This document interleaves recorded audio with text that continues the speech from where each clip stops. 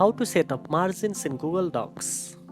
First of all, open your web browser and go to docs.google.com.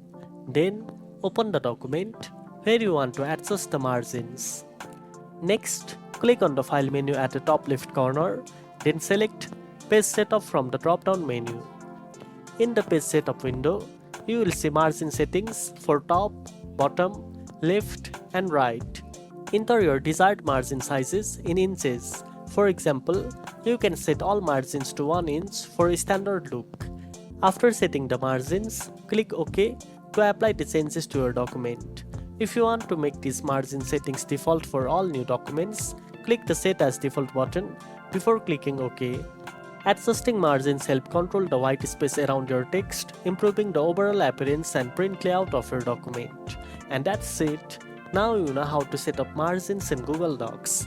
If you found this video helpful, don't forget to like, share and subscribe for more tech tips. Thanks for watching and I'll see you in the next one.